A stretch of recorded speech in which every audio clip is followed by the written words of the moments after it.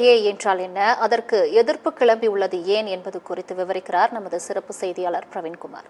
1955 குடியுரிமை சட்டத்தில் திருத்தங்களை மேற்கொண்ட மத்திய அரசு கடந்த 2019 குடியுரிமை திருத்த சட்டத்தை கொண்டு வந்தாங்க. இந்த CAA என்றால் என்ன, இதில் யாருக்கு குடியுரிமை கிடைக்கும் என்பது பற்றி தான் இப்போ நம்ம பார்க்க போறோம்.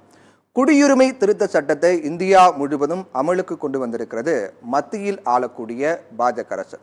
இந்த சட்டத்தின் மூலம் பாகிஸ்தான், வங்கதேசம், ஆப்கானிஸ்தான் உள்ளிட்ட நாடுகளில் இருந்து 2014 டிசம்பர் 31 முன்பு இந்தியாவுக்குள் நுழைந்த முஸ்லிம் அல்லாத மத பிரிவினர் சட்டவிரோத குடியேறிகளாக கருதப்பட மாட்டாங்க.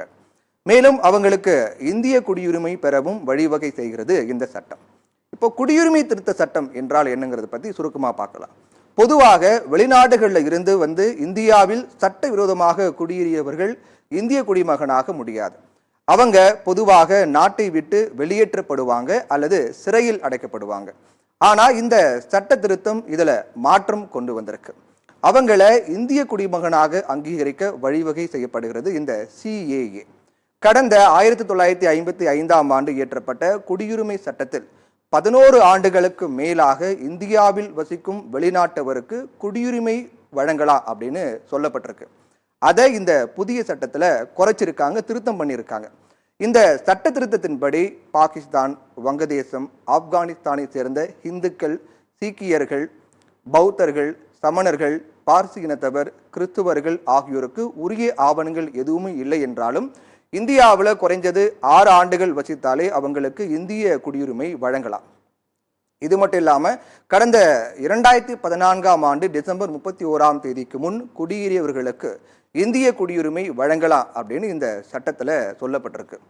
இந்த சட்டம் மூலம் மத துன்புறுத்தல் காரணமாக இந்தியாவுக்குள்ள வந்தவங்க இந்தியாவில் குடியுரிமை பெற முடியும். ஆனால் இந்தியாவுக்கு வந்தவங்க 5+1 அதாவது 6 ஆண்டுகள் இந்தியாவில் வசித்திருக்கணும். அதாவது தொடர்ச்சியாக கடந்த 1 வருடமும் கடந்த 14 ஆண்டுகளில் குறைந்தது 5 வருடங்களும் இந்தியாவில் வசித்திருக்கணும். சரி, இப்போ குடியுரிமை திருத்த சட்டத்தை எதிர்ப்பவர்கள் என்ன சொல்றாங்க? இந்த CAA சட்டத்துக்கு நிறைய இந்தியா முழுக்க பல எதிர்ப்புகள் இருக்கு.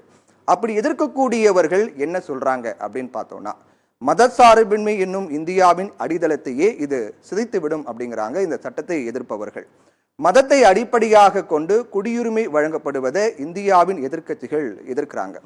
இந்திய அரசமைப்பு மதத்தின் பெயரால் ஒருவரை பாகுபாடோட நடத்தக்கூடாது அப்படிங்கிறது நம்முடைய அரசியல் அமைப்பு சட்டம். அனைவரையும் சமமாக நடத்த வேண்டும் என்றும் குறிப்பிடுது நம்முடைய சட்டம்.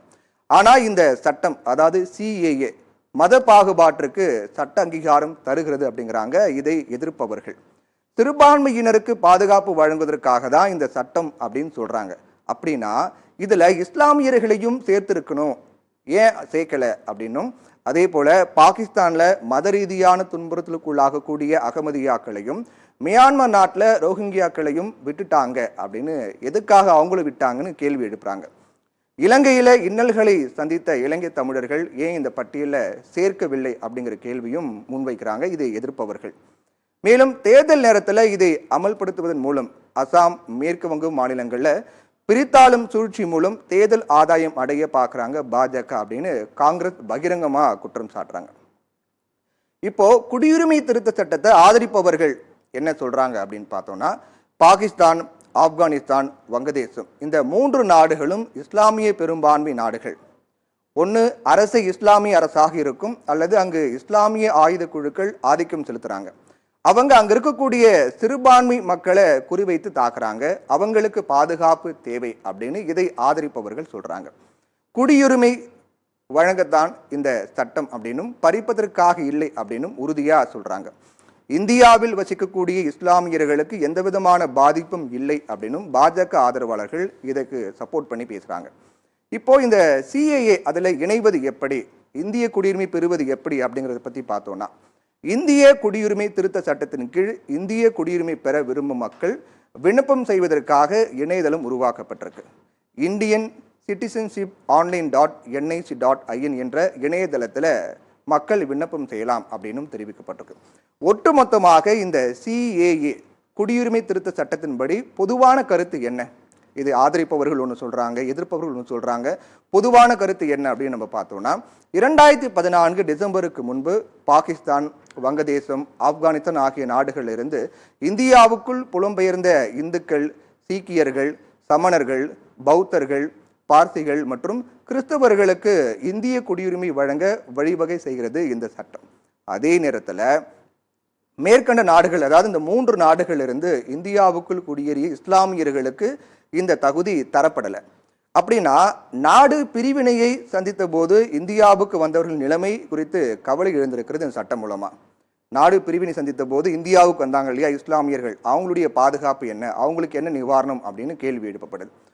பூர்வ குடிகளுக்கு பாதுகாப்பு என்கிற அம்சமும் மிக முக்கியமானதா பார்க்கப்படுது.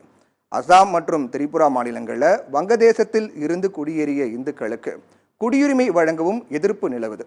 தங்களுடைய மாநிலத்தில் வங்காளிகள் ஆதிக்கம் அதிகரிக்கும் அப்படின்னு அவங்க சொல்றாங்க, குற்றச்சாட்டு முன்வைக்கிறாங்க.